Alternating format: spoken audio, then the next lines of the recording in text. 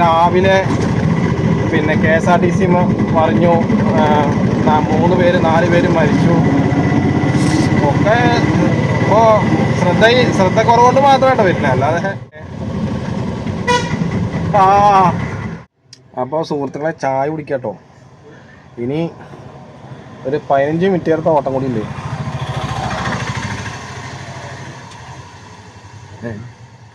ഈ ചെങ്ങായി എങ്ങനെയാ പോണു? വൈറസ് ഇറങ്ങിയ മാതിരി ഒരു വൈറസൊക്കെ ഇറങ്ങിയാൽ നമുക്ക് അത്യാവശ്യം ജീവിക്കാനുള്ളൊരു ഇതുണ്ടാവും എന്ന് പറയാം.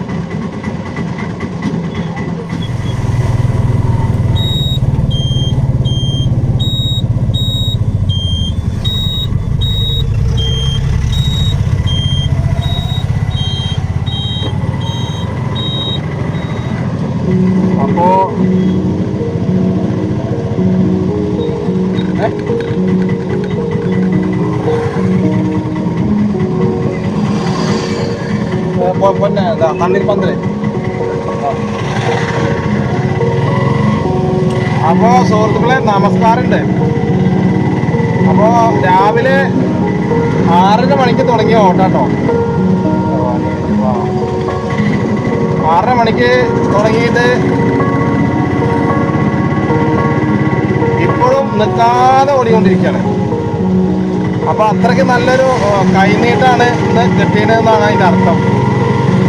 എന്താ പറയുക, ഐശ്വര്യമുള്ള കൈനീട്ടം, വെണ്മയാർന്ന കൈനീട്ടം, അങ്ങനെ കുറേ പറയാനുണ്ട്. അതൊന്നും പറഞ്ഞേ തീരില്ല. അത് എപ്പോഴും അതെ കേട്ടോ. അത് രാവിലെ ഒരു മാഷിൻ്റെ ഓട്ടമാണ് ഓട്ടം പോയത്. പിന്നെ കുളി കഴിഞ്ഞ് വന്ന് പിന്നെ 7:30 മണിക്കാണ് തുടങ്ങിയിട്ട് പള്ളി. പിന്നെ 10:15 വണ്ടി ഒന്ന് നിർത്തണത്. വണ്ടി ഒന്ന് ഓഫാക്കുന്നത് 10:15. അത് വരെ ശരിക്കും പറഞ്ഞാൽ മൂത്രയിക്കാനും കൂടി സമയം കിട്ടിയിട്ടില്ല എന്നാണ് അതിൻ്റെ അർത്ഥം. അപ്പം ചിലവരെ കൈനീട്ടം അങ്ങനെയാണ്, ചിലവർ മനസ്സറിഞ്ഞു കൊടുക്കുന്നു അറിയില്ലേ. അത് ഇന്നലെ കിടക്കുമ്പോൾ തന്നെ ഞാൻ പ്രാർത്ഥിച്ചോ, ദൈവമേ എനിക്ക് നാളെ നല്ലൊരു ഓട്ടം തരണേന്ന്. പക്ഷെ എനിക്ക് സത്യമായിട്ട് ഞാൻ പറയട്ടോ, അപ്പോൾ നമ്മൾ രാത്രി കിടക്കുമ്പോൾ നമ്മൾ ചിലപ്പോൾ നാളെ എണീക്കുന്ന ഒരു പ്രതീക്ഷയില്ലാത്ത ഉറക്കമാണ്. ഉറക്കം എന്ന് പറഞ്ഞാൽ പാതി മരണം എന്നറിയാം. അപ്പോൾ നമ്മൾ പ്രാർത്ഥിക്കുന്ന എന്താണോ മൂപ്പരവിടെ കേൾക്കും. അത് ദൃഢമായ പ്രാർത്ഥനയിൽ മാത്രമേ ഉള്ളൂ. അവിടെ എഴുതി വെച്ചിട്ടുണ്ട്, പ്രാർത്ഥനയിൽ സ്ഥിരമുള്ളവരായിരിക്കുവേ. അപ്പോൾ നമ്മുടെ വേദനകൾക്കൊക്കെ ഒരു മാറ്റം ഉണ്ടാവും, അവിടെ നമുക്കൊരു ആശ്വാസമാവും അത്. അപ്പോൾ ഹിന്ദിക്കാരെ കൊണ്ട് 7:30 പോയിട്ട് പിന്നെ അവരെ കൊണ്ടുവരാൻ പോവാണ്.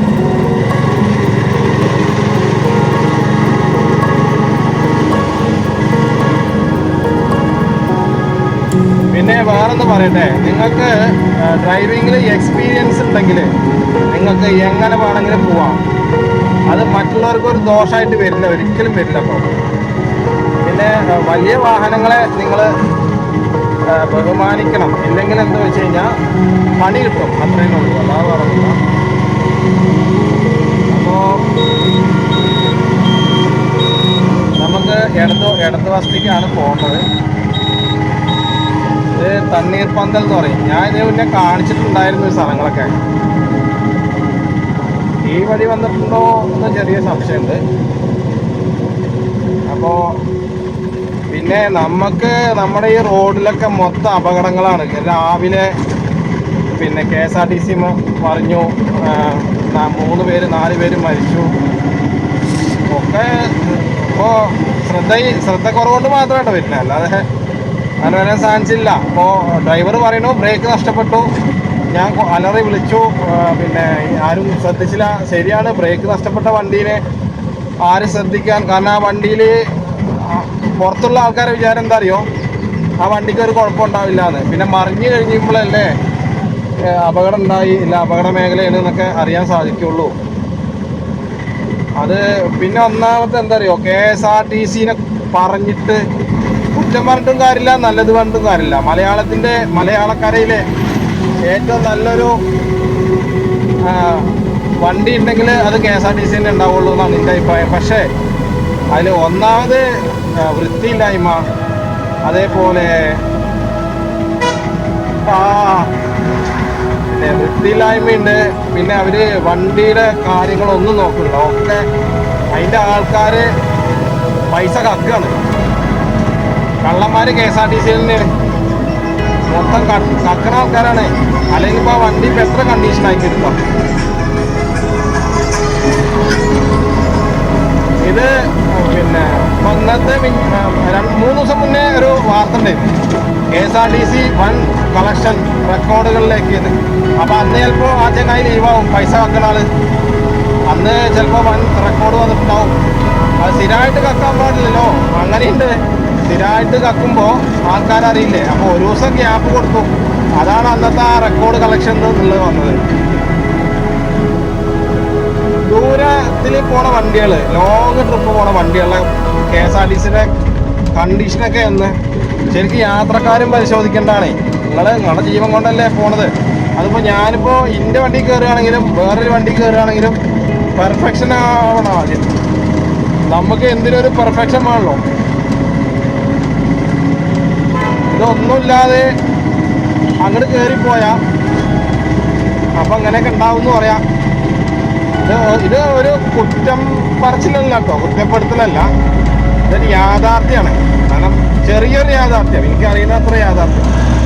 അപ്പോൾ നമ്മളിപ്പോൾ അത് ഇപ്പോൾ ഈ പ്രൈവറ്റ് ബസ്സിനെ കുറിച്ച് സംബന്ധിച്ച് വലിയ അപകടമൊന്നും ഉണ്ടാക്കുന്ന രീതിയിൽ കാണാറുമില്ല, കേൾക്കാറുമില്ല. എപ്പോഴെങ്കിലും ഒരു തട്ടുമുട്ടും. അതും KSRTC ആയിട്ട് മാത്രമേ ഉണ്ടാവുള്ളൂ. പിന്നെ ശ്രദ്ധിക്കാതെ വരുന്ന ബൈക്കുകൾ ഉണ്ടാവും, ശ്രദ്ധിക്കാതെ വരുന്ന കാറുകാരുണ്ടാവും. ശ്രദ്ധിക്കാതെ വരുന്ന കാറുകാരില്ല, അഹങ്കാരം കൊണ്ട് വരുന്ന കാറുകാര്. പിന്നെ അതേമാതിരി മണ്ടന്മാരായ ബൈക്കുകാര്, അവർക്ക് അങ്ങനെ പോകണമെന്ന് മാത്രമുള്ള ഉദ്ദേശം. അല്ലാതെ ഇപ്പോൾ അവർക്കിപ്പോൾ റോഡ് കട പോണ വണ്ടികളും റോഡ് കട പോണ ആൾക്കാരെയും ശ്രദ്ധിക്കേണ്ട ആവശ്യമൊന്നും അവരിന്നവരെ ഞാൻ കണ്ടിട്ടില്ല. നമ്മൾ ശ്രദ്ധിച്ചു പോവാ. ഇപ്പോൾ ഏതെങ്കിലും ഒരു വണ്ടി ബൈക്ക് വന്നിട്ട് മുട്ടേ ഇല്ല കാറ് വന്നിട്ട് തട്ട് ചെയ്ത് കഴിഞ്ഞാൽ ഈ എവിടെ നോക്കി നമ്മളാവും കുറ്റക്കാരൻ. അവൻ പിന്നെ വലിയ തമ്പുരാൻ്റെ കോലോത്ത തമ്പുരാൻ്റെ മകനാവും. അപ്പം അങ്ങനെയൊക്കെ കുറേ പ്രശ്നങ്ങളുണ്ട്. പിന്നെ കൂടുതലും വാഹനങ്ങൾ ഡ്രൈവ് ചെയ്യണത് എല്ലാം അറിയാന്നുള്ള അഹങ്കാരം കൊണ്ടാണ്. അത് ഇവര് പുറം രാജ്യങ്ങളിലൊക്കെ പോയാൽ അവർ ഭയങ്കര നിയമത്തിൻ്റെ ആൾക്കാരാണല്ലോ. ഇവർ ഹെൽമെറ്റ് വെക്കാതെ പുറത്തിറങ്ങില്ല, സീറ്റ് ബെൽറ്റ് ഇടാതെ ഇറങ്ങില്ല, correct U turn left right ഒക്കെ കറക്റ്റായിട്ട് നടക്കും. അതേപോലെ റോഡിലൊക്കെ ഇവർ കറക്റ്റായിട്ടാവും നടക്കുക. സീബ്ര ലൈൻ അല്ലാതെ ഇവർ മാറി കിടക്കില്ല.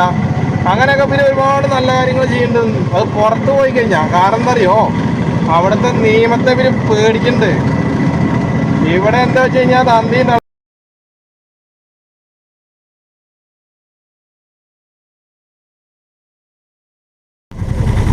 അപ്പോൾ ഇതാണ് വാക്കടപ്പുറം, വാക്കട. അത് നേരെ കടമ്പഴിപ്പുറം റോഡാട്ടോ.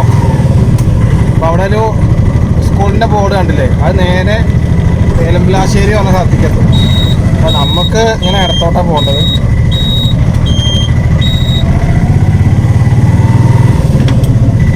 ഇതൊക്കെ ഈ രണ്ട് സൈഡിലും കാണുന്നത് ആദ്യം ഫുള്ള് കാടായിരുന്നു. അപ്പോൾ നമ്മൾ ആദ്യം വന്ന മെയിൻ റോഡൊക്കെ ഫുള്ള് കാട് തന്നെയായിരുന്നു. ഇപ്പോൾ ഏകദേശം ഒരു 5-6 വർഷം ആയിട്ടുള്ളൂ, 6-10 വർഷം കൂട്ടാം. ആ സമയത്താണ് അവിടെ വീടുകളും കാര്യങ്ങളൊക്കെ വന്നത്. മറ്റേ ഫുള്ള് കാട് പിടിച്ച് കിടക്കുന്ന സ്ഥലമായിരുന്നു. അപ്പോൾ രാവിലെ കൊണ്ടാക്കിയ ഹിന്ദിക്കാരാണ്. അപ്പോൾ അവരെ കൊല്ലാൻ പോവാണ്. ഇനി എന്തായാലും ഓട്ടങ്ങളൊക്കെ ഉണ്ടാവുമെന്ന് പ്രതീക്ഷിക്കണോ അല്ലേ? അതല്ലേ നമുക്ക് പറ്റുള്ളൂ.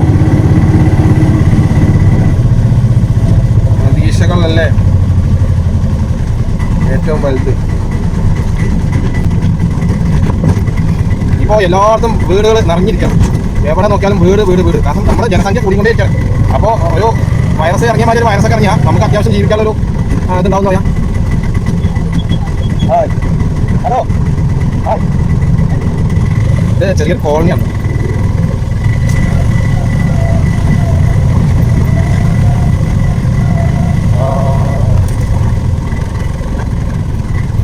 ഇതെന്താ ഈ ചങ്ങായി ഇവിടെ?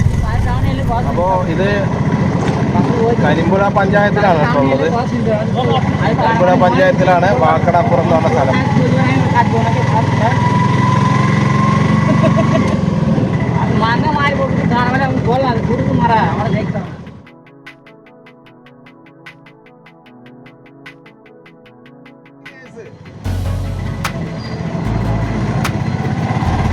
അപ്പോ സുഹൃത്തുക്കളെ,